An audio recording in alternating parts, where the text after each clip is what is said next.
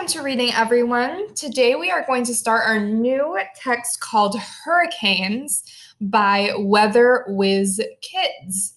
This is a new text and kind of a different kind of text because it is an online article. It's not a book. It was published on a website called Weather Whiz Kids. So we're going to be reading our article Hurricanes based in sections of the text, which are also called headings. So here's our first heading. What is a hurricane? So right now we're going to gist what is a hurricane and how do hurricanes form. Let's get started reading. Hurricanes. What is a hurricane? A hurricane is a huge storm.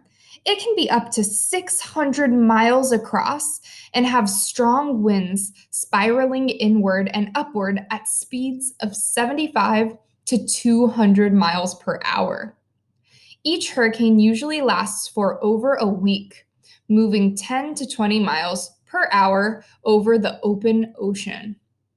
Hurricanes gather heat and energy through contact with warm ocean waters. Evaporation from the seawater increases their power. Hurricanes rotate in a counterclockwise direction around an eye in the northern hemisphere and clockwise direction in the southern hemisphere. The center of the storm, or eye, is the calmest part.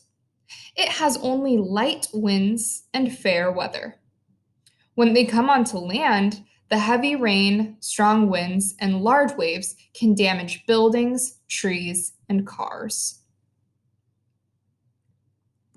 So here is a photograph of the eye of the hurricane, which they said is the calmest part.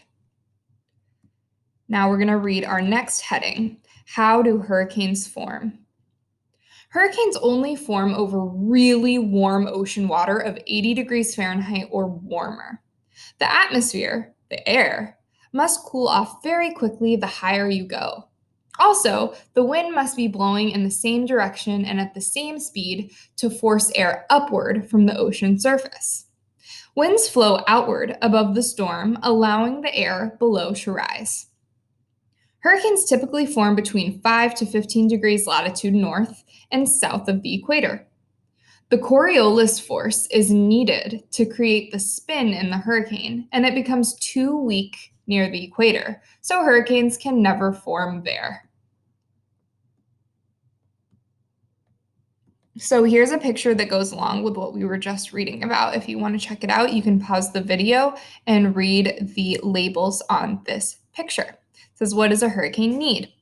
Number 1, warm ocean water, more than 80 degrees Fahrenheit, provides energy for the hurricane and causes more evaporation, making humid air and clouds. Number 2, winds coming together force air upward. I can see these arrows going up here. Number 3, winds flow outward. I can see those arrows going outward above the storm, allowing the air below to rise. Number 4, humid air rising makes the clouds of the storm. And number 5, light winds outside the hurricane steer it and let it grow. Go ahead and write your gist.